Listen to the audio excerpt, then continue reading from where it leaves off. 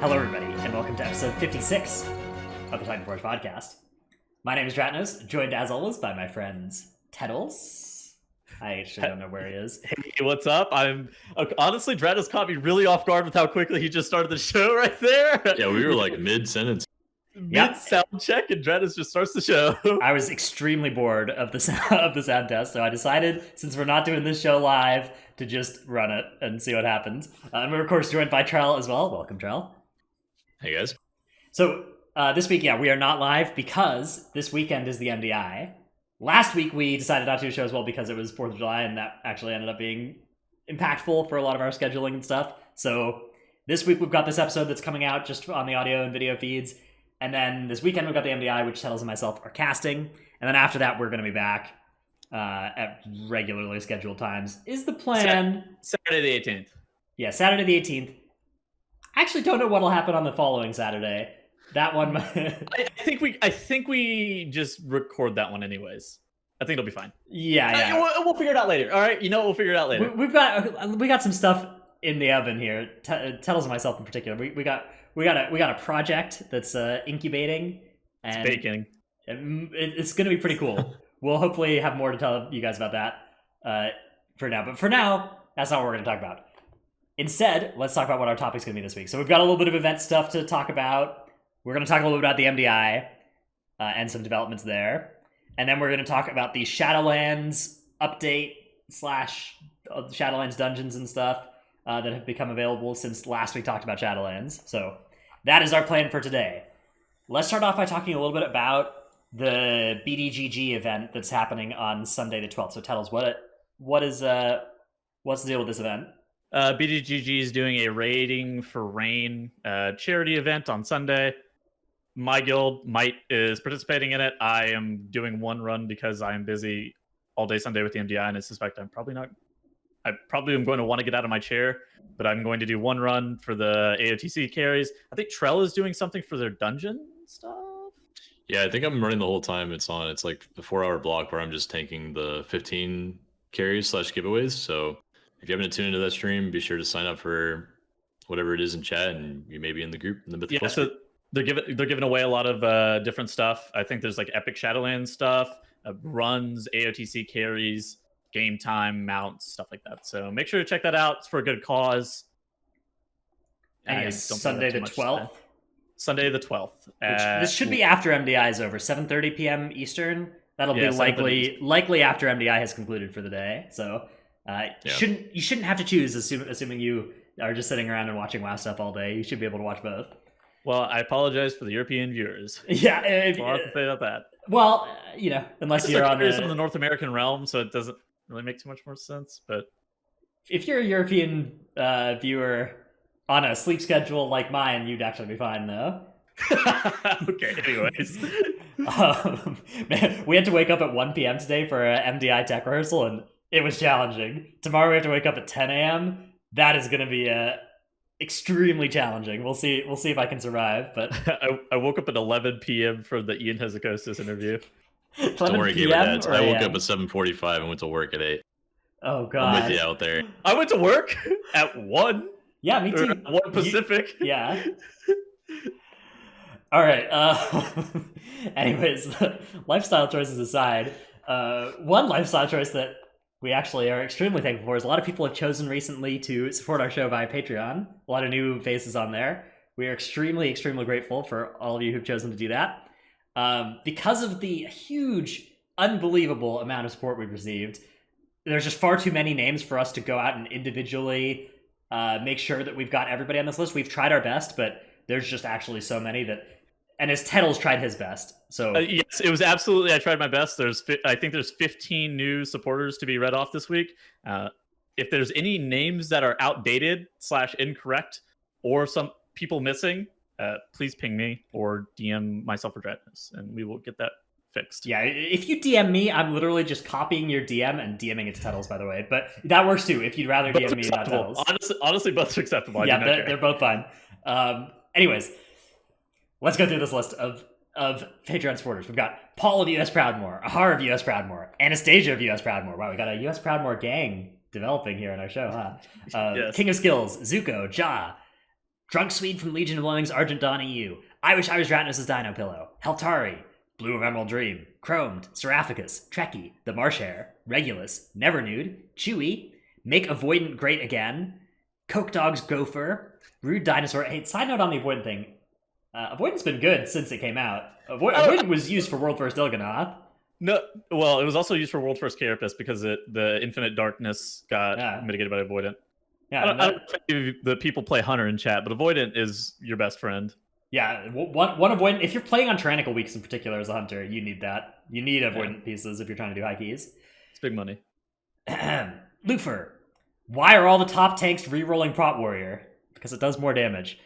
I re-rolled Prot because I'm insecure. All right, that's another reason people do it. Because you're insecure. Yeah. New Tier 2 Prot Warrior. Sorry about your... Wait, new T2 Prot Warrior. What's T2? I don't know. Okay, new T2 Prot Warrior. Sorry about your key, lol. So they just mean they're not a Tier 1 warrior yet. I see. Yeah, I read T2 and I thought Tier 2, but I'm not sure. Delete Yourself. San of US Kill Jaden. Daz Boot. Better Mage Lead than Tal. Brought to you by Dratnos the Excel Wizard. Brad Ceratops. Hunter Pet AI Best AI. We have some more on that coming soon in our show today. True. Gino, the 61st best DH on Thrall US from the guild Overslept. Necros knows that Thrall has a secret second account where he plays Prot Paladin. Revdil, aka Give Us Melee raid tier once upon a time. No, that is in fact incorrect. Nighthold was the last time we had a melee raid tier. I think this most recent raid tier is not melee unfriendly. It's kind of is, like N'Zoth is, at least was. You only could bring a few, really. Il'gynoth is pretty unfriendly. Also, any tier where like Ilga's pretty bad. Any tier where one of your melee slots is like a required warrior, and then like one is required demon hunter, and then you just like only have like 2 or 3 left.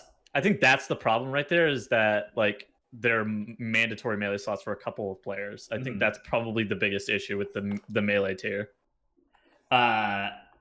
Shadow Priest can pump if you chain pull, just give them a chance. Definitely true, actually, with high corruption. The damage is scaling up nicely with full corruption on that spec. Yeah, for sure. Riley, Nevik, Hollystud. My guild won't rename to Triangle. Good choice. Triangle was my guild leader tried to get our guild to rename to Triangle. Actually, when we renamed to Poetry Club, we had a long like March Madness style bracket of guild names to go between, and Triangle was the one put forward by Jason, our guild master. Flick, Evie, Stevenson, Josh Kalk, the mediocre druid from Anvilmar, Danger 32, take Light of the Protector and Enraged Regen off the GCD. Strongly yes, agree with please. that. And please. Whoa, Bonesy, no verse. Hey, if Bonesy's a tank, Bonesy needs to get some verse. I don't know. This is a good Twilight Dev week. It's Skittish week. Skittish is actually so rough with all the new scale. Like the more corruption is just so bad for Skittish. Like your DPS get more damage, so you can do higher keys. So your tank has to play more defensive corruptions. So your tank isn't scaling in damage. Your DPS players are scaling hard in damage, and just this is so much harder than it was 12 weeks ago for tanks to keep threat. I think. Yeah, if you're a Prot Warrior, you're fine though. Yeah, obviously, if you've selected the Prot Warrior, you're hard chilling. I think if you're playing a Brewmaster, it's a statue week, or at least a week to consider statue. Yeah, maybe. I don't know. Some dungeons, maybe. Yeah, I mean, it depends. Ring is so strong too. Or strength, so you have both Ring and Damaston. Yeah. Strength of the Warden. I think Strength of the Warden is underrated on a lot of specs. I think Strength of the Warden's. I don't know. I think a lot of specs actually just need the defensive benefit. It does. It does have a slight defensive on use, but yeah. And it's a defensive minor as well. It is a defensive minor, but most tanks play the defensive minor. Right, but by playing it as your major, you get to then play 3 defensive minors in your other slots. Okay, I see what the point you're trying to make was. So like it's a little bit of hidden value in playing that's something that's true for a lot of specs actually. There is some hidden value in like choosing a major that has a good minor already, because then you get more good minors in the other slots. You wanna know something? Firestar told me that he would expect Havoc Demon Hunters to be playing Breath of the Dying major by the end of the tier. Yeah, it's not bad, but it's pretty high on your actual damage meters if you're using it properly. It's a global, but that's a spec that has some pretty crappy globals outside of meta. That is true. The problem with it is that it's going to look good on the damage meters, but like in order to optimize it, you have to be doing this non-bolster kill thing where you're like you get one target lower and then you kill that, and then your DH just kind of chains off on all the other stuff. Depends And on the week. it's inherently inefficient to be assigning your damage that way in other spots, like for everybody else. So you lose some time in the rest of the dungeon as a result of trying to play around Breath Major. It might be worth it. It might be worth it because it might be enough damage, but it's a hidden cost. I agree. Okay. This week, so again, we have a lot of like smallish 10-minute topics that we'll be covering. Let's start off by talking about the MDI. Now, of course, as we talked about last week, there's a huge, thing that happened with Method, very bad thing. That we're not going to talk more about that this week. Again, you can watch our last week's show or 2 weeks ago show to hear more about all of the stuff there. But we'd rather keep that out of this week's show. Oh, I just realized I haven't changed out of the scene at all. Okay, whatever. You guys have just been looking at BDGG's old tweet for the past 10 minutes because I'm just a garbage tier podcaster. Anyways, let's switch over to GG's newest tweet, though, which is that they have acquired the team formerly known as Method NA. So this is Lighty, J.B, Yoda, Shakib, and Lip. And this team is now the Golden Guardians MDI team. That is a very exciting piece of news. This team is still, both teams are still competing in the global finals. Both the teams that were formerly Method teams. GG is now this team. The team that was Method EU does not have a sponsor yet, as far as I know. They've renamed to Wunderbar, which Tettles has an alternative pronunciation for. Wonderbar. So those are the names that those are what those names mean if you see them on the MDI broadcast, having replaced the. I suspect that Method EU may get picked up by somebody. Yeah, I wouldn't be surprised if we see. I wouldn't be shocked if Perplexed also got picked up by somebody. G2 Wonderbar. Actually, those 3 teams are the big ones for sure. Yeah, I'm glad that one organization's already reached out and picked up one of the good ones. It's like kind of setting a good example for the rest of the organizations out there. Yeah. And Golden Guardians is a good group. Yeah, definitely. This is a team that has AWC success. They, of course, recently picked up BDG as well. So BDGG is them. Method EU is now Wonderbar. How do you guys think the teams are going to do this weekend? Let's see, Trell. Do you have a power ranking going into MDI weekend in your head? I don't know. I haven't really. I don't know anything about their practice. I haven't been in the DMs, at all. But I think any of those 3 teams could win. However, the old Method EU and the old Method NA have probably a slightly greater chance to win the entire tournament. Really? Perplexed, just because they're they just been playing together for a longer amount of time, even though it's not by much. All 3 of those teams are pretty solid. They got a good history. I think honestly anyone could win though. I think Perplexed is probably better than Method NA. Or Golden Guardians. Yeah. That's gonna take a little while to get used to. I'll be able to do it while we're casting. Right now, I'm really bad at it. So I do think Perplex is better than Golden Guardians, whereas I think Wonderbar is probably the best. I agree. Wonderbar are the favorites. I think they're the favorites, but something I do wonder is how much the external factors and the external stress may end up playing into it all, because. I mean, this happened mid MDI practice for these guys, and I'm sure that they weren't having their best moments while all this shit was unfolding, right? Yeah. So Wonderbar in particular has they have players that rated in Method as well, right? Exactly. That was pretty much the entire team. So that you would imagine they might be impacted even more than Golden Guardians, which was formerly Method NA, that didn't actually have anybody who rated in the Method rating build. Perplex did have Swag, who also rated in Method, but right. Again, so yeah, all 3 of these teams are impacted in some way by this. We'll have to see how much it affected their actual mental game and also practice time, any of those things. My guess is that still, Wonderbar have to be the favorites coming in here. You're just committed to calling them Wonderbar as well. I'm gonna flip between the 2. Just you gotta say it right just enough that people know you can, and then they know you're choosing not to. Nagura's gonna say Wunderbar, and I'm gonna immediately follow it up with Wonderbar. Just no, I'm not going to I'm not going to like correct her, but I'm just going to say it the next sentence after her.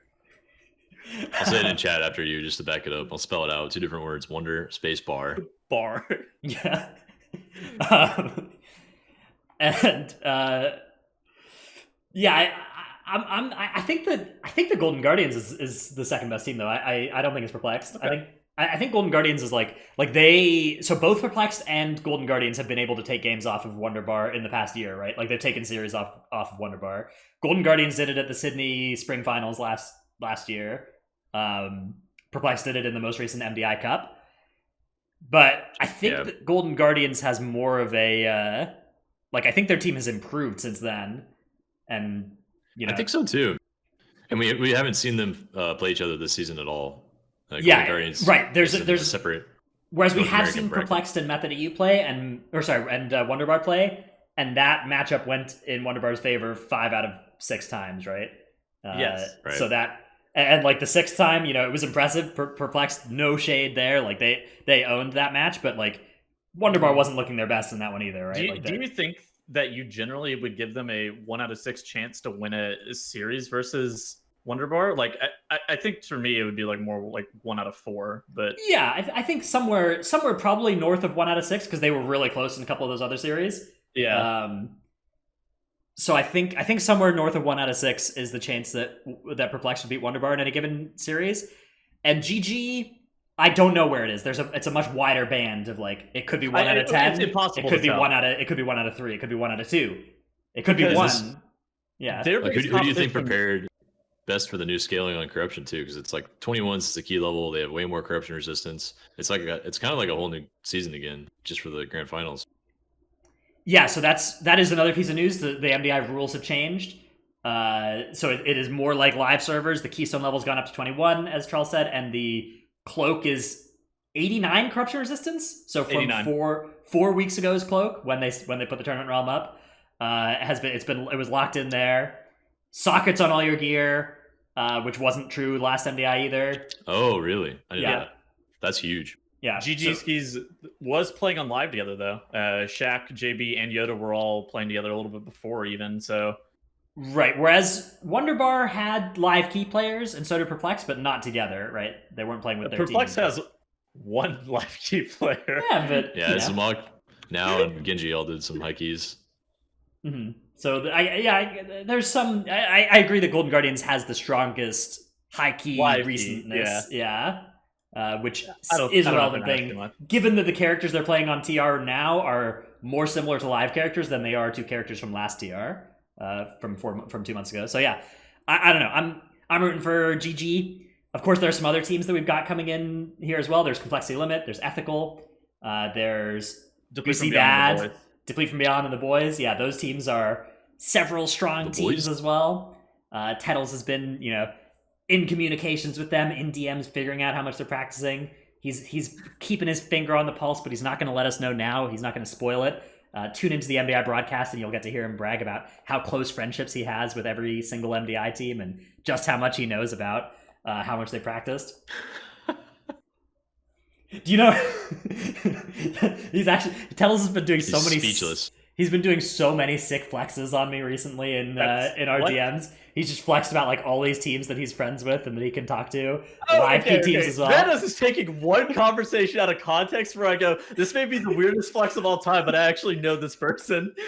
And it wasn't even a reference to an MDI person, it was a reference to something completely separate. It was just so Anyhow. wild. His ego is just, it's out of control. I hate Ratnos, man. Anyways, That's why his mic stand broke. my mic stand is, so yeah, if you guys have noticed there's some weird stuff. This is where my mic usually goes, is on this stand here, but let's see if I can show you this. But this should not be where it is. This should be inside the apparatus, and it is gone. It's out of there. Just fell off. It's right. extremely scuffed. Anyways, And- any new comp stuff that we're going to see? Mages, yay or nay? Maybe. Probably not. That's a hard maybe for me. Like I think the, it's prob- I think it's a workshop only kind of thing, but... yeah, I mean, I don't think classes are going to change much. Oh, Toldegor. It could also be seen in Toldegor. they have so much mastery, like with all the masterful corruption, and Minute Mage is good. so the thing about mage is, yeah, mastery makes the Minute minute mage, mage maybe. like going from 5 Masterful 3s to 8 is a huge buff, or to 9 is a huge buff to Minute Mage, and Minute Mage is the best build for this kind of format. And Hunter is really good with gear, and it scales great with even more gear, but it doesn't. The sockets are a big deal for Hunter. Yeah, but it doesn't want like infinite severe, right? Like it has enough severe that it actually wants other corruptions. You know, it's not like Mage where it's just like, oh yeah, just gobble gobble gobble, mastery. So I think that Mage probably benefits more from going from 100 corruption resistance to 156 or whatever, from 100 corruption equipped to 156 equipped. I think that's a bigger benefit for Mage than it is for Hunter. Are we going to see less Hunters? I still think Hunter will be the dominant DPS spec for this. Okay, I think so too. I think you will still see primarily, like, you'll see a lot of triple Hunter dungeons. You'll see a lot of cases like that. I do think that you will see more mages than you saw in the average cup weekend, which was you saw like half a mage per cup weekend in the MDI. I think we'll see more than. I think we will see at least a mage. I agree with that take.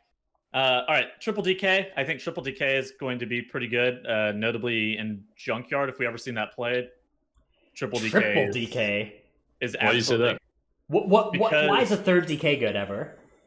So you separate out the cooldown, so it's like 2 use it for 1 pull, and then the 1 just pops off the pull after. You're separating it out like that. Interesting. You're not using them all together. I feel like double DK DH is still the best comp for that strategy. I'm not convinced that Junkyard. Like, I think Junkyard is probably the best case scenario for triple DK. I'm not sure. I don't know if it gets much better, but maybe for another dungeon like ML or something like that, triple DK could also be good. I think it's more likely we see double DK Hunter or double DK Demon Hunter. DH. But I think once you have 2 DKs, you get so much value out of a supporting class rather than another DK. Sure, I think so too. But you could be right. Like if you're just using it so that you have a DK every single pull to go off. Rogues are something that is a question mark as well. That's a spec that it scales worse with corruption than the other stuff, right? I think Rogue's dead. Like 89 corruption and sockets, I think is the Rogue killer. I think basically anytime you ever would have taken a Rogue, a Hunter's probably going to fill that spot. Toldagor is an interesting spot because Rogues has so much utility in Toldagor. We didn't even see Rogues in Toldagor in the last cups. Yeah, they just skipped the buff floor and just had like their Hunter just. But cannon. The keystone level has gone up, right? Yeah. So that the relative utility of the rogues doing all the stuff has gone up a little bit in that dungeon too, right? Maybe not as much as the new gear makes up for it though. That is a good take. I'm not sure if it's going to matter as much, like you just said though. It might come down to like how many obelisks they're going to do on the last boss, and do they need the buffs or not because it's 21. I think they might want the buffs. It's questionably dungeon dependent at best. Yeah, for sure. If we have to argue about Toldagor, which is probably Rogue's best dungeon, then the class is not good right now. Yeah, I mean, clearly, I think the class is not good. I would be surprised to see it in any place other than Toldagor, and I think that it could even notch up with Toldagor. You're not going to see it in all. Like they're just going to use Hunters to snap shit, and it's all. Yeah, for sure. Like Freehold is the other dungeon that was historically a Rogue dungeon, but it's not anymore. Also, now it's just a Hunter dungeon. Yeah. All right, so yeah, that's the MDI this weekend, starting Friday, Saturday, Sunday, instead of just Saturday, Sunday like the Cups were. I'm stoked, dude. It is going to be hype. Tettles has to figure out a huge amount of audio stuff tomorrow in our rehearsal to make his computer work for the new way that we're doing it. Hopefully the tech works out well. Okay, I hope that my mic isn't as bad as Dratnos's whenever that was the first cup. Dude, it is actually so frustrating to have I was sending out just the same quality mic that I always was. Yeah. I know for a fact that my audio will not be that bad because the program feeds through something else. But through the way that we communicate with others off broadcast, I'm having issues being able to communicate with anybody. Yeah, we may have to do some kind of a hokey setup of some kind. I don't know. Fucking finagling. Well, yeah, just like get your phone and download the client to talk to the other casters on your phone. Get my laptop over here. Yeah. Oh, hey, that actually might be the move. I don't know, worth considering. Let's move on though to our tip of the week segment. My tip of the week is that you can use your Echoes of Nyalotha to buy sockets. That is a functionality of Echoes of Nyalotha. And here's how this works. Echoes buy Vessels of Perfect Visions. Vessels of Perfect Visions reward corrupted mementos. So it takes 1750 echoes to buy a Vessel of Perfect Visions, but you get 750 back when you complete the vision. So it effectively costs 1,000 echoes to do a vision. If you do a Stormwind run with full efficiency, you can get about 5,000 mementos per vision, which means it costs you about 5,000 echoes to get one socket. So if you were interested in a conversion rate there, if you thought, hey, I have all my corruption, hey, I have all my cloak level, hey, I have all my essences, I don't need echoes anymore, allow me to ruin your beautiful, beautiful life and give you another thing you can grind with them. Thank you for your helpful tip that was also presented in episode 53 of the Titanforge podcast, Stratos. Was it really? I just saw it had an empty... It was actually... Hold on, and I pulled it up because I was like, he said this already, hasn't he? And it's... You can purchase sockets with echoes is all it says on the show notes for episode 53. Look, dude, I forgot to make a tip of the week before starting the show. So I just kind of came up with whatever I was thinking about most recently. You're doubling down. He's doubling down on the tip. It's that helpful. Yeah, that's what I'm doing. It's so helpful to know this, and mostly I just want to remind people about its existence, but also I forgot that I already did it, so I'm sorry about that. Charles, what is your tip of the week?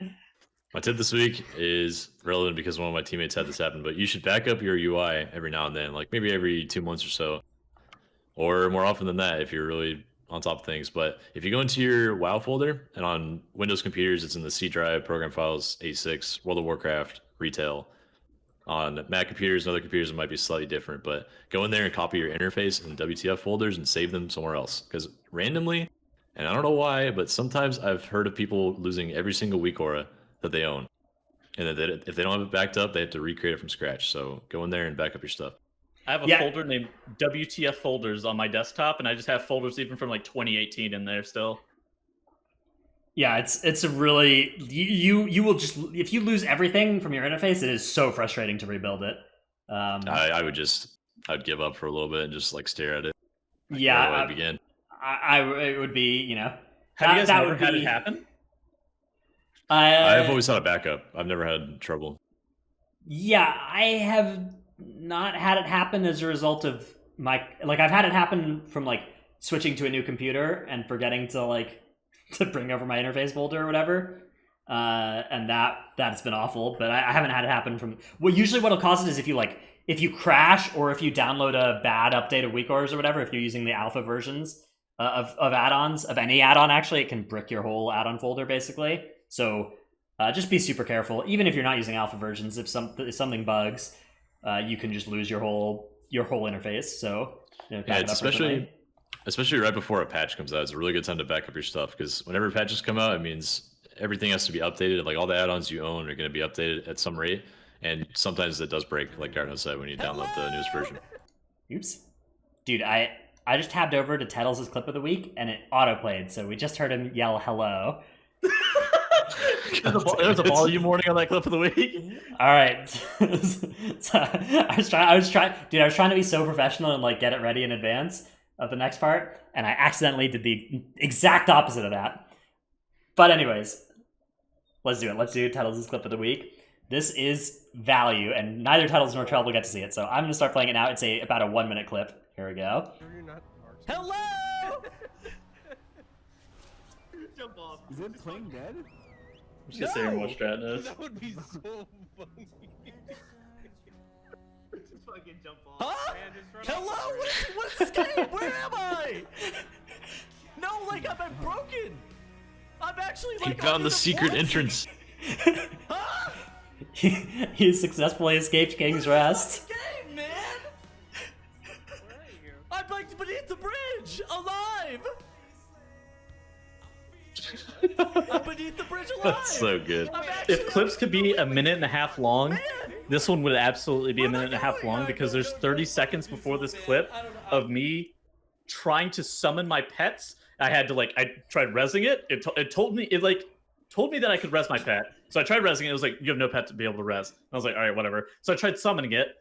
No, would not summon. And then I tried dismissing it. And it was like, no, there's no pet to dismiss. And I'm just like, what is this? So I sat there for 30 seconds screaming about my pets. Did you still time this key? I was just looking at the timer. You were on pace to win this thing. This caused It was a 19. It was a 19. How did you time it? Did you hearth I out? four-manned it. Okay. I left the group and then collected my loot out of the mailbox. That Oh. owns. Not the first Very time I've nice. seen Tettles do that in a King's Rest, by the way. Anyways, moving on. Actually, there was no loot. That key didn't result in any loot after that. Anyways, moving on. Let's talk about the Shadowlands developer update that happened just today here on Wednesday. I thought there was gonna be more to talk about in this whenever we were doing topic ideas for the week. Yep, I was really excited about this one. I was hoping that this was the day. I went to bed and I was just thinking, man, I could wake up tomorrow and they could have announced that they have had a philosophy change on covenants and made them switchable. And if they had done that, I would have been so happy, but they didn't. Instead, here's the collector's edition. Here's what the collector's edition looks like. Collector's edition is dope. To be Yep. fair, It does look cool. It does look pretty cool. No problem there. It has a table of contents and everything, just what you'd like in a book. Beta is coming out next week. Oh, wait, I'm a little off-sized. Okay, fix that. Beta is coming out next week. That is good news as well for anybody who doesn't have alpha access, which, sucks to suck. the final they're dungeon doing- is also coming out soon, which was the one that we were talking about that had all of the class-specific utility that was required. Yeah, Theater of Pain, right? Yep, Theater Pain. Yep. That's a max level dungeon. And I think the Maw zone is available for testing on beta next week. Mhm. And Mythic Plus. Mythic Plus soon. That's on the list. But Mythic Plus will be after Theater of Pain is released for a little bit at least, I'm sure. yeah. Hopefully very soon. Please. Soulbinds are going to be testable for the Venthyr as well, so we'll get to start getting an idea. I have a feeling that this is going to be where a huge amount of it, perhaps the most important part of the Covenant system for high-end min-maxers is going to be these Soulbinds, I think. Well, the Soulbinds are... They look like most of them are utility-based. There's very few damage ones. Some of them look so nuts, though. The Soulbind from the Soulbind calculator, which I don't have open or anything, but you can look through it on WoW. They have a preliminary Soulbind calculator, and some of these things look so powerful. There's a lot of really good ones. And then there's some that are very lackluster. Some of the most notable ones is there was one about whenever you interrupt, you do damage to a target. I thought that was pretty cool. I actually liked that as a function. And it gives you crit. That was it's like that, a Sephu's that was the second throwback. one. There was two. Oh, there's another? Yeah, there was one that gave you crit, and there was one that put a poison on a target, I think. Oh, Yeah, I thought so- the same thing, but That definitely the kind of thing where, if you're a Mythic Pluser, that's something that adds a lot of value to a Covenant for Mythic Plus, is having that kind of Soulbind available, and basically none to a raid fight. Yep. So it's another way where there's there's just a chance that you're going to have a Covenant where everything lines up to be great for whatever kind of content you're trying to do.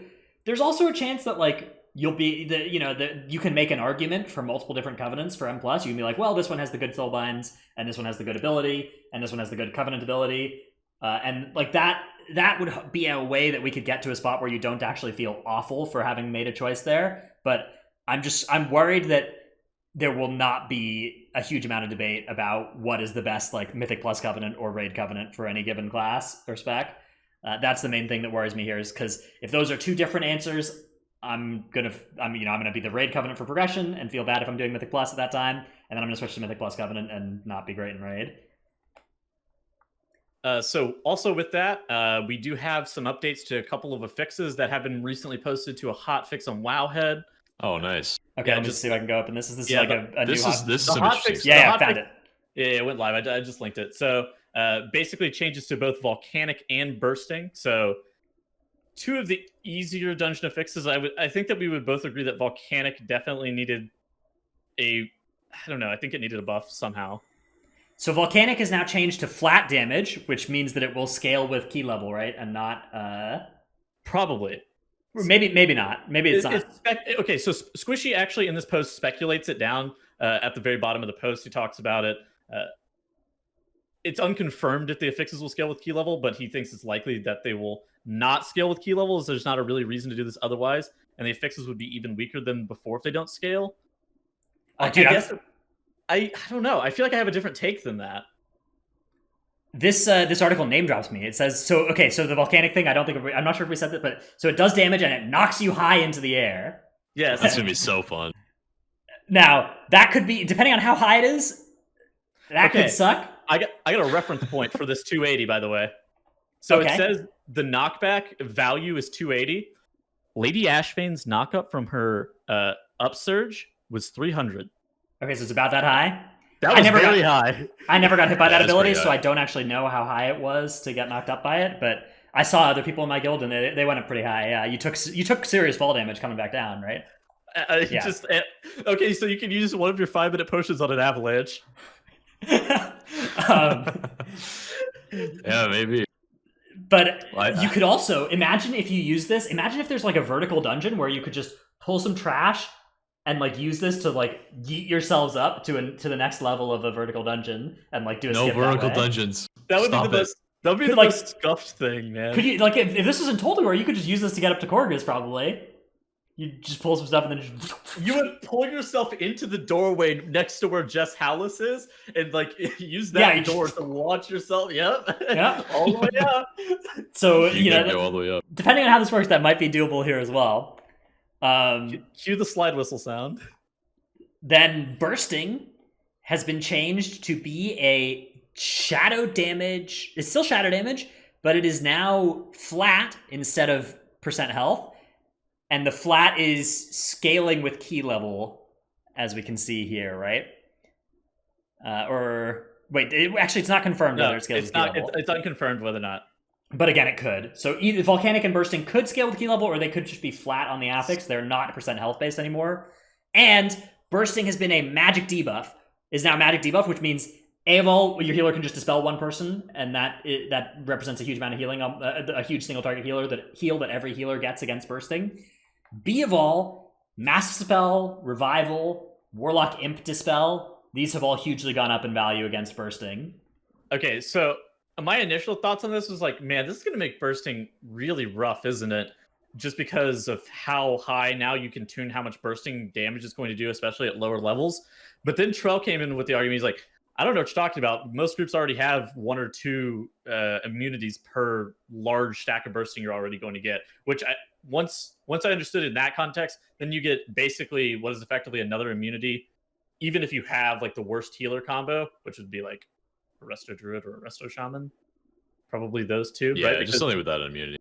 I mean, Because then you yeah, have Revival Bubble or Master Spell for the other 3 healers. So Resto Druid or Resto Shaman. If you're running with one of those, you still get what is effectively 1 immunity greater. Yeah, so I think the dispellable portion is really cool. I think that's a great idea. And I think that also this is going to be kind of a nerf to bursting versus tanks, because previously it was scaled on tanks' health, and like Vengeance Demon Hunters and meta or Prot Warriors and Last Stand just have so much health, and bursting would hit them super hard at the end of a pull. And now it'll just do flat damage along with the rest of the party, and it probably scales to key level. So it'll be easier on tanks, but maybe harder on the group, depending on how they scale it. So these affixes had an interesting effect where your tank really had to worry about bursting and really had to worry about volcanic. They were like especially painful to tanks, right? Compared to DPS, because it did more damage.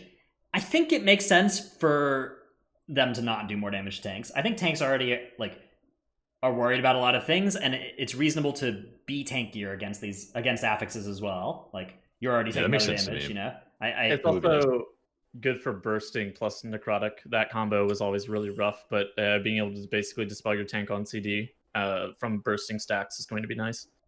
I think it's also just nice that it's going to passively buff classes that aren't usually meta and live Mythic Plus. Like Mistweaver's Revival is now going to be hugely prominent against large bursting amounts. Shadow Priest or Disc Priest or Holy Priest with Massive Spell, same kind of thing. Yeah, Shadow Massive Priest in Spell is like the particular. best thing ever. Shadow Priest being able to do it as the non-healer role, that is...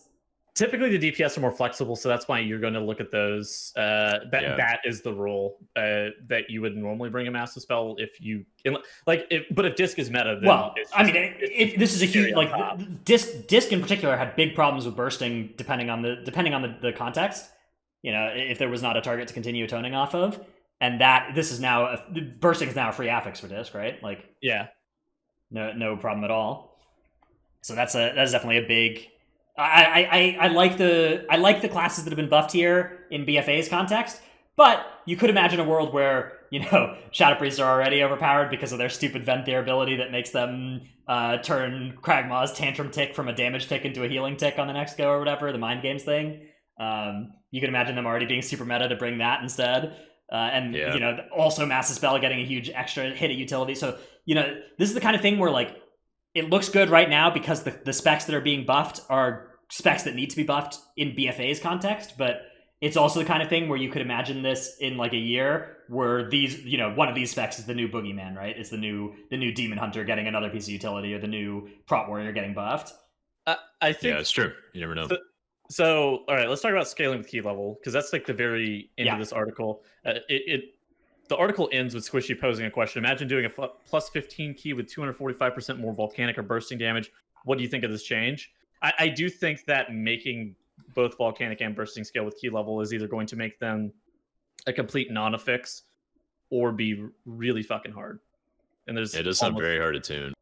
Yeah, No, I mean, but- the base yeah. damage can be fairly low, right? Like in a +2 in particular, like bursting is so toxic in a +2, or if it was obviously it's not active in a +2, but like in a +4 or whatever. But think about the lethality of most affixes in a plus 15. And then like if you're able to put that up to like a plus, even like a plus 20, the lethality is tripled. But for bursting, that's not really great because you can't avoid bursting in the same way. Like you can avoid It's bursting. dispellable. You know what I mean, right? You know, like you can just dodge I think- volcanic, you can dispel bursting. Like the thing is that the base values are going to be fairly low, right? It's not like bursting is going to do 250% more damage in a 15 than it does right now. It's going to be doing. You want the lethality of bursting or volcanic in a 15 to be pretty bad, though. I want it to be probably roughly the same as it is in a 15 right now, and I feel like doing 250% more than it does in a well than it would do in a +0, which obviously it doesn't. That is the number that is being compared to, even though it can never spawn there, is about the right amount. Like +0 base damage is way lower, and so you know, Okay, pick a so number in then a +0 that is small. in a plus 21, that's also another 250% on top, like over the plus 15. Yeah, good. That's pretty rough for bursting, I will say, because it's percentage health based. It's dispellable. It's immutable. It's not percentage health based. Well, yeah, I guess it's not percentage health. That's the thing, right? It's it'll be a flat, flat right? amount. So as you get more gear, you know, as you get more gear to withstand the boss mechanics at the same rate, you're also getting the same gear to withstand bursting at the same rate. We'll see. I think if it's flat, it also is like has the higher chance of being outscaled by gear pretty poorly. Well, but that's the thing is you always can just go to the next key level, and I like the idea of keys getting harder because you've gone to the next key level rather than just bursting being the same difficulty for your character in a 15 as it is in a 25. There's merit in both. Because to me, that makes that like the way that the game works right now, bursting is just a nightmare pug affix where you're like, if you go into a +10 key on a bursting week, it's just awful. Yeah, it's you're dead every horrific. pull. You're actually dying every single pull. And if you do a 20 with bursting, it's like an affix where if you have a good healer, you kind of don't have to think about it very much. Like you're like, oh, don't extend once per dungeon, and you know sometimes you accidentally extend and your healer hates you. But like if you don't do that, it's an affix that literally does the same total. It actually does less total damage in a +20 than it does in a +10, because in a +10 it gets extended more frequently and is played around, and every time it gets extended that adds the total damage, and it does way less DPS in a +20 because the dungeon is longer, so it does even if it did the same damage, it does that over a longer period of time in a +20. Okay. So right now bursting is an affix that actually gets easier with key level. It should scale. It should get harder with key level. Everything should get harder with key level. I agree that it is incorrect how it works right now. Do you think that this is the way that they should change it? So yes, I think that scaling with key level is right. The important thing is maybe it needs to not scale at the same rate as every other damaging ability. Like that slope is something that Okay, they should there just we be go. able to change. We'll see if that ends up being the problem. And it's also possible that the slope is fine with the 10% exponential scaling that it has right now.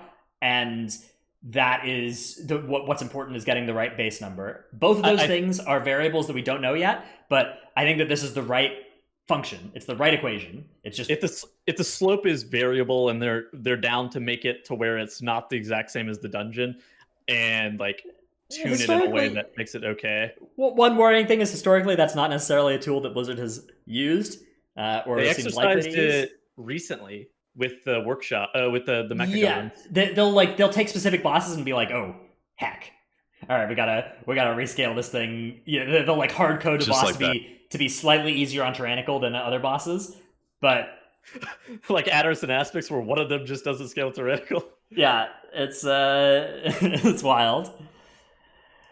All right, anyways, other than that, other Shadowlands news from this dev update, there's not really much of anything. There's a few pieces of new info, like Renown is going to be this weekly objective that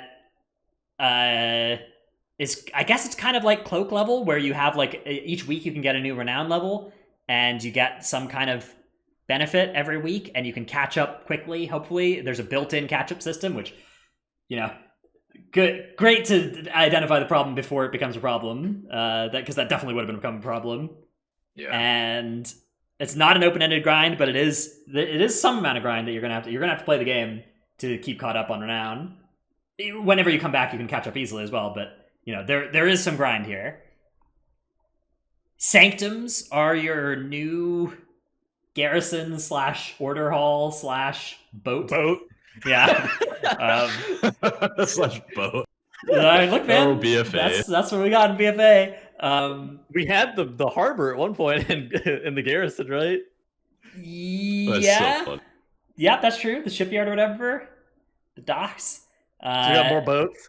And that has, I don't know, each sanctum is different. They all have some special stuff. You know, all the covenant stuff has some special stuff. It'll be the same. Your There's missions, no way it's gonna be different. yeah, I mean, it's going to be different in the way that like the class halls were different, right? Like, you know, that there's cool, flavorful differences, and like, oh, cool, you know, I can get this, you know, interesting item that A doesn't different actually follower.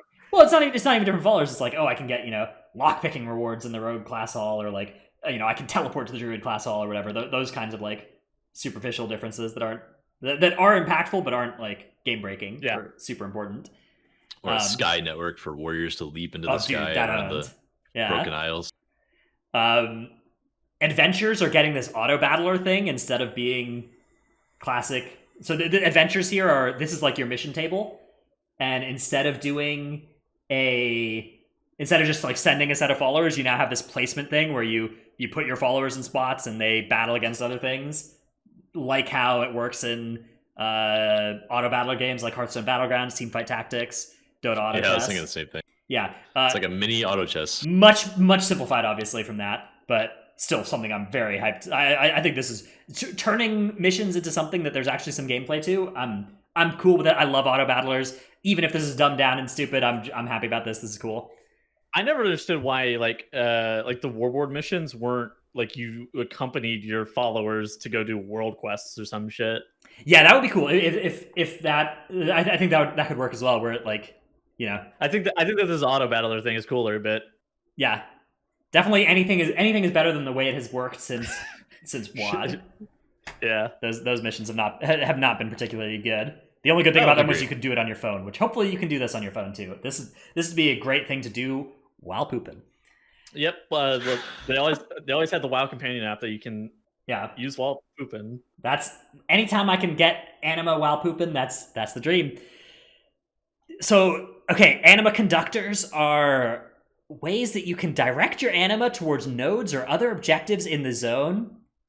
It seems like this is going to be some kind of thing that ties in with like world quests and stuff. So like you bring anima over to places and it, you know, maybe turns on the world quest in that area or something. I don't really know exactly how this is supposed to work, but I mined Azurite from the Champion's Open Wound for far too long. Now I have to mine anima out of the World's Open Wound. Yeah, again, it looks like a system where you collect the anima and then you use it in this, and there's maybe a little bit of gameplay to it, and probably if you're THD or whatever, if you're somebody who's fully optimizing, you're just grinding all your anima every day to do all of these things every day or whatever. And if you're another person, you could probably just like look at the map and like see if there's any good rewards behind any of these nodes, and then get enough anima to path towards them.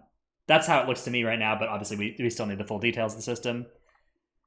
And then the Maw, the new dungeon, Mythic Plus. Oh, they announced Shadowlands is going to be released this fall, but previously it said Q4, so that makes me think that it's probably going to be October. Fall and Q4 overlap in October and November. Yeah. So how do you guys feel about this? Okay, so I always knew that it was never you know that it's never going to be December. You know it's never going to be late November anyway. So I'm not overly surprised that it's going to be like either mid October. Dude, I hope it's not. I hope the first tier is not released over Thanksgiving, but it might be. I don't know. I'm kind of worried. I wish they would have just like bitten the bullet and done January 2021 just to be sure that the game is more polished. But Well, I don't know if the game is necessarily even going to be more polished. If you take a longer time, it's just going to take longer to release. And we're already going to have BFA is going to be the longest expansion if it releases in October. is it really? Yep, Yes. it's going to be longer than Mists even. Which okay, Mists had like a year and a half of downtime, but for what it's worth, BFA hasn't had like that bad of a content. There was actually a post on Reddit. Let me see if I can find this. That's crazy. I didn't realize that. But yeah, no. So the deal is that BFA didn't have a content drought similar to how Mists and Warlords did. So it feels like we haven't like relative to how long those other two expansions were, because you just didn't have anything to do. This expansion's actually been going on a very long time. Okay, yeah, I have a Reddit post. So the longest running content patches was Siege of Orgrimmar at a year and a month, which we would get to. Yeah, that's right.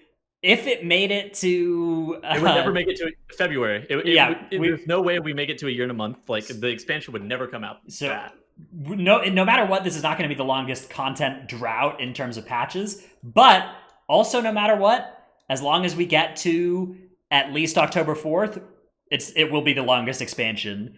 Not counting vanilla, but if it makes it to November, it will beat out vanilla as well in terms of even longest running WoW content. I don't hate it. Like it hasn't felt dry, even though it's been a long time, right? Do you think the content has felt dry? It's not felt like there's been stuff to do. Shit to do. Yeah, it's not felt like the content has been not there. It has felt like the content has been stupid at times. Well, you see, whenever you have to factor in warfronts and island expeditions and other shit, there's a lot of stuff to do. Dude, I wrote to do all of it. Okay, spoiler alert. I had this Wowhead article that I wrote a couple days ago that I'm not sure if it's out yet. I'm not sure when it'll be out. I think it'll be out later this week, so stay tuned for that. But I got to write a nice sarcastic paragraph about how great warfronts are. So oh hell yeah, yeah, it's Dragon's is never going to be able to work with Blizzard again after this paragraph. It is devastating. All right. Oh, it's fine. We're critical for good reasons. Yeah, that's true. Like, I mean, look, man. Warfronts are bad. Somebody had to say it. And everybody did. So, let's move on to talking about some of the newest Shadowlands dungeons that we have gotten to test on the alpha. So we got Sanguine Depths and Spires of Ascension. This Trell and Tettles, have either of you gotten to play Sanguine Depths? Yes. Yeah, we did together about a week ago. Very cool. Yeah, that was the time where I was like, no, I don't want to come. Or maybe it was not even the time that you guys asked me. But this is I guess, what was the zone like? What was it? How was it? I think you know more about Sanguine Depths, Tettles. Okay, good. So Sanguine Depths, the first half of Sanguine Depths is actually kind of interesting. So imagine an expanded Toldagor in terms of like layout. It's very hallway-esque, but it doesn't feel bigger hallways. Yeah. 3 times the size of Waycrest Manor hallways, as a point of reference, is what I will say. So it's going to be kind of rough for Sanguine, and is something that I noticed, but it's not going to be nearly as bad. Sanguine Depths, the first half of it is a pretty good dungeon. There's like these mobs that like leap around and whatnot. But then after the first boss, it kind of starts to get hairy. And the reason it starts to get hairy is because a couple of trash mobs in the dungeon are incredibly bad. And they're just really bad by design, just on like a fundamental level. The first one that I noticed that was just like, what the hell is this? Is the Grand Overseer. And what the Grand Overseer does is, do you remember the mobs, the officers that cast Riot Shield in Toldagor? Yes, Riot Shield, that is not interruptible. Basically, actually, no, the Grand Overseer is different. The Depth Wardens is what has the Riot Shield. The Depth Wardens and the Riot Shield that the Depth Wardens cast is not interruptible. It has a 75% damage reduction, and it absorbs all magic abilities, including kicks. And you can't stop it with stuns, knockbacks, or anything else. So it is a non-interruptible Riot Shield.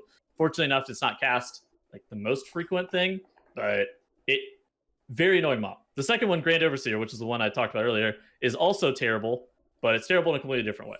So if you guys have done Torghast or seen Torghast at all, there are these lieutenant mobs in Torghast that will give you like a damage dealt debuff for like the amount of time you're in combat, like whenever you're near them, I think is what it actually is. And this is kind of similar to that, a little bit different. So basically, whenever you engage the Grand Overseer, you get 3% damage reduction, damage increase. You're losing 3% damage per stack of the debuff, and you get it every 5 seconds, and it's a 15-second debuff. And I cannot figure out a way to get it off of you. Like you can't line it, you can't outrange it. It's like insane. So there's once you start fighting it, you're on the clock. Yeah, you gotta kill. Yeah. So we were getting up to like 6 and 7 stacks in a normal mode dungeon. So 21% reduced damage dealt. Yes, in Yeah. a normal dungeon. And The thing is, it gets worse. It gets worse real quick. Going from 0 to 20% damage reduction is bad. Going from 20 to 40% is really bad. Going from 40 to 60%, it takes so much longer. As the key level gets higher, it's going to be an increasingly long trash fight. You're going to need to burst that thing on full. There's 7 overseers in the dungeon. Yeah, I think these are like freshly finished dungeons, like loosely finished dungeons. These 2 mobs have to have some changes coming, I swear. Like those mobs are incredibly bad. The rest of decrease pretty good. Like I'd say the rest of the dungeon's like okay. It's like a okay take on Toldagor, but those 2 mobs are just. What do you think about them, Troll? Yeah. There's an easy fix to the 75% damage reduction aura. I mean, you just make it just like Riot Shield, so you can stun or interrupt it or displace it or whatever to stop it. And I think they're going to realize that based on feedback and change it. However, the 3% damage decrease debuff per stack thing is new, and I don't really know what they want to do with that. I think they're going to have to get feedback and decide which direction they're going to take it. Well, the only way to fix, I don't know, for me, the only way to fix something like that is either you move it to 1% per stack, and that's like not really a fun mechanic. Like it's not really a mechanic at that point, or you remove it altogether and like scrap what you were going to potentially do with that mob and like reinvent it. Because 3% is just not a Mythic Plus available. Like it's not a Mythic Plus acceptable way of doing the that. Scaling is going to be terrible. Yeah, there are other solutions. You could make it so that you could like line it. You could make it so you could range it. You could make it so interrupt it. You could make it so you could dispel it. If it's a cast too, like it's just like not a cast. It's not rangeable. You could make it so that it's like a 1 minute long debuff that doesn't get duration whenever it applies a new stack, and so it falls off every minute or 30 seconds or whatever. But right now it's 15 seconds debuff recasts the ability every 5. Right. So yeah, rough. The rest of the dungeon's pretty sweet though. Honestly, I like the layout and the direction it takes you in, and then the final boss gauntlet is especially cool. I thought the final boss gauntlet was actually the sickest part of that dungeon. What was that like? Yeah. Basically, you engage the boss at like a landing area, and then so imagine Jess Hallis, but whenever Jess Hallis flees away at 70%, instead of going all the way to his point, he goes to like the corner, but you have to fight the trash to be able to get to Jess. Like that's how it is. You fight through a gauntlet of trash while you're fighting the boss. Do you count? Probably. We'll find out. Probably not, right? If it's boss minions. No. You have it's the trash that's in the room. There's so much fucking trash. There's a ton of trash you have to fight through. It's actually pretty cool. It's like there's like 8 or 9 packs of trash. Like there's a lot of trash. I could see if they were gonna make it give count, then they'd have to account for stuff like bolstering, because if it bolstered, I mean, it would just bolster the boss to death. Are you in boss combat the whole time? No. Yeah. No. You drop it. You drop. So it's like it's Fenrir style. Okay, yeah, then it'll probably give count. If it drops boss combat, they're not boss mobs, so they should give count. It's Fenrir style. Right. Where you remember whenever Fenrir, you DPS him down to 60%, and you just run away. Then he runs away, and you can kill more trash before pulling him again. Yeah, it's similar to that, cooler though. All right, let's talk about the next dungeon that you guys have played a bit since before, Spires of Ascension. Speaking of Fenrir, yeah, what's going on in this one? This is like the sequel to Halls of Valor in Legion. It looks just like Halls of Valor. I mean, not just like, but the same art style, the same kind of mobs. The Valkyr type Dark Angel mobs are there. It's really cool. Like every boss fight looks awesome. All the trash packs look awesome. Dude, this reminds me of Aeon. You guys ever play that MMO? The one where you can get the wings and fly around? The Bastion Zone entirely reminded me of that one. I don't know if you guys ever played that, but I'm gonna nod my head and pretend like I know what he's talking about. Same. Okay. Anyways, go The, on, the Charles. background for today's show is inspired by it is the Spires of Ascension. Dude, Oh, great, yeah. I totally forgot to change the background for our show, so it is actually just the same one as last week. It is not the Spires of Ascension. It's not the Spires of Ascension. Oopsie. Today's been a I knew good there was something I was podcast. forgetting. When this is the problem when I just hit start recording instead of having like all the usual checks that we go through before going There's live. no Spires of Ascension. I have been skamazed. Yeah, it's literally just the same thing. Anyways, Some of the mobs, I haven't had a ton of experience in this dungeon yet, but the Spires of Ascension mobs throughout the dungeon seemed really difficult to move as a tank. That might be a big challenge in there. There's lots of big packs of mobs, actually. Like, lots of 6 to 7 target pulls. Sometimes there's only two big mobs in those packs, but it's honestly like... That was a Sanguine Depths problem, too. Yeah, I that think, one too. I think half the dungeons in Shadowlands are going to be dungeons in where you are pulling more than the 5 target cap limit for a lot of classes. There are just base packs that have 6 or 7 mobs in Sanguine Depths, and the first pull of Sanguine Depths, you're probably going to do the whole room in one pull. not if your entire group is capped to 5. I don't know what you're talking about. Play with the Moonkin. I mean, the main thing is in pugs you're not going to do it that way because pugs already never pull whole rooms, and in high level groups you're just not going to invite the groups that are target capped or the specs that are target capped 5. They're going to be the Moonkins of Shadowlands. It's going to be like that. You're just gonna like if your desire is going to be to push high keys, it seems very likely to me that you can't play a spec that is hard capped to 5. Half the dungeons just have like multiple packs that are like exceeding the target cap. Yeah, it's not going to be a problem if you're pugging around. Like it's going to be okay. Pugs, it's never that big a deal in pugs. You can play those kind of specs, but if you're trying to actually push, do not count on any of those specs that are target capped to 5. Yeah, so Mists, Spires of Ascension,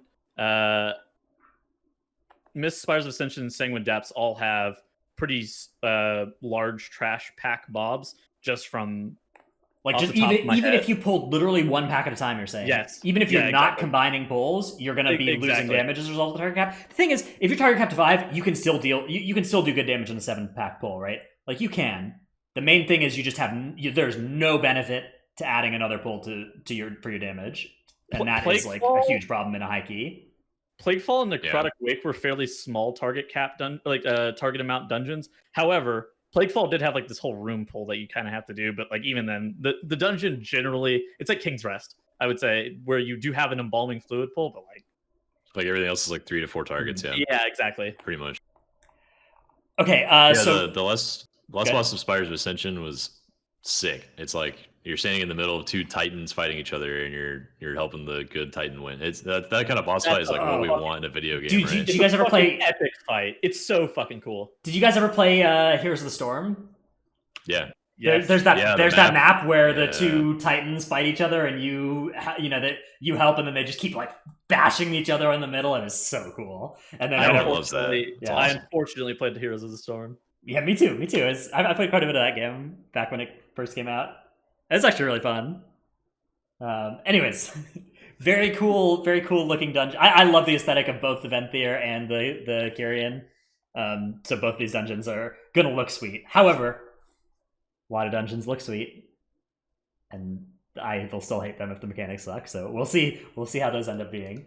I don't think Tolgor really looks that good. It's fine where it is. Yeah, Siege of Ralph's cool though. Like the city on fire, being shot at, all these like Siege does look dope. That's pretty. You look at the skybox and you just see this True. artillery flying down. You're like, man, this looks so cool. And then you're looking at the skybox because you're just dead on the floor because the spotter hit you and you were in boss combat or whatever, and you're just like, Because the spotter Reign of Fear and pulled 3 packs, and then the boss pulled, and then everyone died. No. The spotter didn't run in fear. Somebody's hunter pets accidentally walked up to the spotter, so the spotter disengages out of combat, immediately pulls Dread Captain Lockwood. Then the next thing you know, you have gut shots on your whole entire party while you're trying to fight the pack in front of Dread Captain Lockwood. Dude, I love that in 2 seconds you can just have 3 gut shots on your party. Anyways, fucking trash. Let's do some rapid fire takes on a couple other developments here. So since our last show where we talked about WoW, Malefic Cores got added to the Corruption Vendor for 2,000 echoes each. Great change as far as I am concerned. Obviously, now there's even more pressure on echoes. There's even more. Well, so the thing is, this doesn't increase the total grind for alts. You literally, the total grind has either stayed the same or gone down because it's just a new option to earn something that you could have earned the old way without using echoes. It does mean that there is a non-time gated way to get there. However, there is so much overload on your echoes. You know, you're obligated to spend like 50,000 echoes to buy a full corruption set. You're obligated to spend a boatload of echoes on essences and on, you know, Horrific Vision entries to get your cloak up in the first place. So if you already needed echoes really bad and you already weren't grinding enough, this doesn't really help you that much on that kind of character. What it does help is characters that were like pretty good but started 4 months late in the expansion or in this patch. This helps them a lot. I honestly think that the Malefic Core catch up, how they implemented it with echoes, it makes a lot of sense to me. I don't know if 2,000 is the right number. I think 1,500 would have made a little bit more sense because that's 2 Horrific Visions, but they added something. You shouldn't be able to get a character from scratch, like all the way up to geared without like actively playing it a lot. Like if you boosted a character from Shadowlands, right? Like the Shadowlands pre-order, you could probably get it up and running in like 6 weeks. It would be 6 weeks of playing a lot, but it's not 6 times. There's no time gate anymore. Is the great part. Exactly. Like you can just actually play and gear up your character. And for me, like it would be a little bit shorter, maybe like 5, but like. Well, I mean, you could do it in 1 if you have no life, yeah. But for me, like I sometimes have a problem with the size of the grind in World of Warcraft. I don't really have a problem with the size of the grind in the current patch. To like catch back up on a new character because there's no time gate anymore. I don't really have a problem with the size of this grind. I do have problems with time gates generally for catch up. For me, those are kind of things that really suck. But yeah, I would also not have a problem if the grind was half as big as it was right now. I think I'd prefer it if the grind was shorter. For me, there's an egregious level, and the current amount of grind in the game does not cross that. That's about how I feel about it. It's like all right. So they agreed on 2,000 per Malefic Core. I don't personally believe that 2,000 is the correct number. I think it should be slightly smaller, but you know what? I would have actually preferred just my way of doing it would be just make every vision drop 1, even if you already got one for the week. And they didn't want to do that. Clearly, they wanted you to do 3 visions per or whatever. I think that's the ideal scenario. I think what they did is great, and I just wish they'd done it sooner. That's all. Yeah, I mean, it's another case of like, we have no plans to change this. We have no plans to change this. We have no plans to change this, and then just okay, we've changed it instead of like, you know, okay, we'll think, you know, we'll talk about this. We'll talk about this. All right, we've decided to change it. It would feel a lot better, even though it would be functionally identical, if their communication was, you know, if instead of they just say the same. They say the same thing to everything, where they like for everything is either we're not going to do this or announcing we're doing this, and it's never like here's the things we're considering changing, here's the ways we're thinking about, you know, improving the game, here's the ideas we're kicking around, because I feel like that's the kind of communication that is a lot less frustrating as a player, because like you just have no idea what they're actually not what is actually not a line they're willing to cross, and what they will cross if you give them the right feedback about. That's the thing with covenants, right? We have no idea how willing they actually are to fix covenants, and whether or not we're screaming into a void or whether we're giving valuable feedback by just complaining about it all the time. Because I feel like it's really important and I want to complain about it all the time, but I don't want to do it if it's not going to do anything. But I feel like I should because maybe it will. So for me too, it's like the Malefic Core thing. Like I don't know like when the Malefic Cores needed to come out or like when they believed that they were going to come out. I don't know if this was like a conversation that they started having like 8 weeks prior. And they're like, we're not ready yet. We're not ready yet. In like yet being the key word here. And it's like, if they posted a timeline, they're like, yeah, we're going to do this in like 6 weeks or something like that. It's like, okay, yeah, I can get down with this. All right. Other new change we've got, potions have changed in Shadowlands to be not on the combat timer anymore. So combat pots, so damage potions and utility potions are being affected here. The ones that are currently the ones that go on that combat timer. Health potions will still go on that combat timer and still behave the same way as they do right now. But damage/utility potions still share a cooldown with all of them, but it's now a 5-minute cooldown that no longer cares about whether or not you're in combat. So you can pre-pot, you can pot 10 seconds into combat, and either way you will then be able to pot 5 minutes later. This has been an extremely controversial change. This has been a change that some people have liked and some people have not liked. Tells, do you want to give your first hits on them, on change? I genuinely am just not a fan, and it's it's not because I don't think damage potions should be more impactful. I think damage potions should be more impactful. I do not think 5 minutes is the correct number, especially since utility potions and damage potions do share that cooldown together. So utility potions in this case that matter. Living action potion, draining living action potion, being able to like break out a CC, normally fairly important for a couple of things specifically, like Shrouded Fang stuns. Just Right, but okay. Random. How many times do you need to use 2 living action potions within 5 minutes of each other in Temple? No, not just those, but like 0 times out of 100. So You never need to do that, right? Yeah. So, but okay, but then like Lightfoot is obviously the most important one. Yeah, I don't know. My case, my thought process on this is that, like, people are like thinking about, oh no, if I use here's the thought process I'm seeing from a lot of people. I'm not sure this is yours. They're seeing like, okay, I would use my living action potion, and now I'm out of 5 minutes of potions instead of 1 minute, so I'm missing out on more damage pots. But you're not. You're missing out on the same number of damage pots. Okay, so the reason I'm not thinking like that. I suspect that they're going to buff potions just generally across the board, right? Mm-hmm. I suspect that damage potions are going to be better. Yeah, mana potions and Lightfoot, and like, there's no way to make like damage, like to make mana potions and Lightfoot better, right? Or like living action. There's no way to make those better, right? You're not gonna get a 500% movement speed increase potion. 100% is fine. I mean, you could slightly buff Lightfoot. You could give it a longer duration. You could give it. You could make a potion that like makes you faster and tankier. You know, you could make more powerful. You could make a sleepy potion, bro. You could make a mana potion that makes you take less damage while you're channeling it as well, or makes it so that it like has some other effects as well. Maybe it gives you an int buff for a minute coming out of it. Like you could make the utility potions more impactful as well. I agree that not being able to Lightfoot twice in a 5 minute window is like a little sketch. So what you could also do is you could just make the damage potions put damage utility potions on a 5 minute cooldown, but make the utility potions put each other on, or only incur like a 1 minute cooldown onto that shared cooldown. Sure, and that's totally fine. Like that is I would like that. But I still think that this change is better than our current system, even if they don't do anything like that. I think damage potions are bad.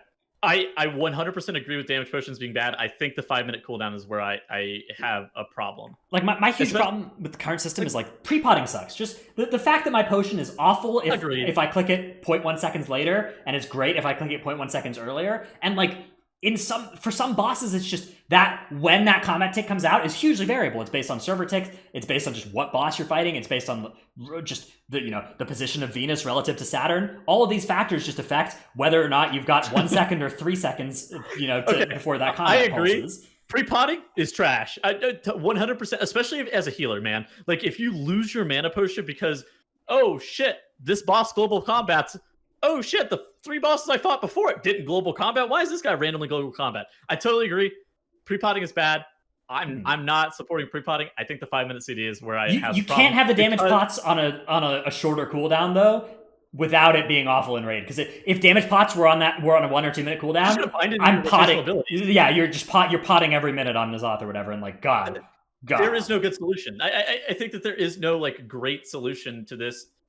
You can separate out damage and utility potions from one another, so you can have 3 separate types of potions, like the healing potion, the damage potion, and the utility potion. That's totally an acceptable thing to do. But the reason that they're doing this is because they said they wanted to reduce the amount of hassle that it incurs. Does that reduce the amount of hassle it incurs? I don't believe that, but I don't know. But, because like, how do you buff like Lightfoot and Steel Skin potion and like living action potion and shit like that? How do you even buff those? Well, so you buff Steel Skin for sure. I think that'd be cool if they had like a big defensive potion. Like I said, you could literally just make those potions have other like you could make Lightfoot have a defensive effect as well associated with it, and then all of a sudden it's impactful enough that you're on a 5 minute cooldown it is fair and good. You can make it knock enemies back out of your way while you. Yeah, you can make it so you just turn into like a bowling ball, and you could make all kinds of cool potions like that. Diablo. Yeah. So I think that is one solution that would just be totally fine with everything being like that would balance everything around 5 minutes well. Or you could just, they have literally already used the solution of we think this potion is more powerful, so it is on a longer cooldown. They did that with invis pots before. That solution is now going away because invis pots are staying on the 5 minutes. So everything is going to be like invis pots are getting a huge relative buff here, by the way. Yeah, true. But you could just be like, all right, look, we're not comfortable changing the core functionality of Lightfoot or whatever the Shadowlands version is, so instead we'll just make it only incur a 2 minute cooldown. and then bang. You know, that you either balance it by increasing the effect or reducing the cooldown. Or honestly, you know, in my opinion, Lightfoot was already better than damage potions anytime you wanted it.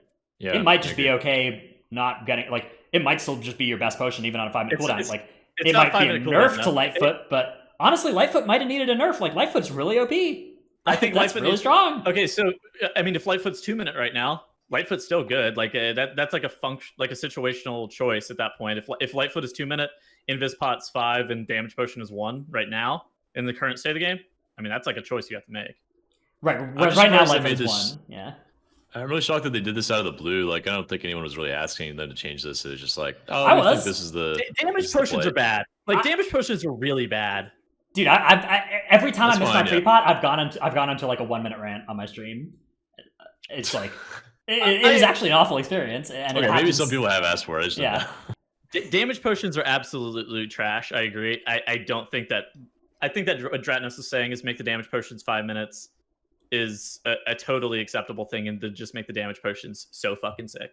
Yeah, you know, you can make damage potions that are more impactful, and you can make more of them have like mini quests associated with them as well, right? Like if it's on a 5-minute cooldown, then a damage potion that like gives you a promised power circle that you have to stand in to get the damage benefit, like all of a sudden that goes from being awful and annoying because you have to do it every minute, to being, you know, being like, okay, you know, I've got this potion. Is this the right situation to drink this one, or do I want to drink this other one?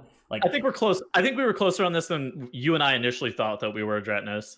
Yeah, I think the main difference we have is that I firmly believe that even with no changes, just changing the rules with the current potions would be a huge upgrade. Whereas you still think that the rules, like, in order for this to be an upgrade, more needs to change, which, you know, it's reasonable to disagree about that. That's fine. Yeah, I think it's just like where... I think that we agreed that all of the things that are problems are problems. Mm-hmm. I think it's just like a difference of where we would think that the solution should lie. All right, final mini topic for our show this week is really small, actually, but very, very exciting, which is we have another 29 times of a new dungeon, world first, by a different team. Yeah, so this was the Battle for Champion team from, so you may remember them from... 2 MDIs ago. Yeah, 2 MDIs ago. They have timed to 29 Toldagor, which will be added into the Raider iOS leaderboards, probably is by now already. Or actually, maybe not. This is... So, for those who don't know, this is not the High Melody team. This is the other team. The Battle for Champion... Okay, so basically the High Melody team is like a team composed of the Skyline Raiders, and then the Battle for Champion team, I do not know what guild they're in, but they are... exceptional gamers. Competed, like some of them competed in MDI. I think the rogue that's on the BFC team is like one of the biggest streamers in China as well, especially for World of Warcraft.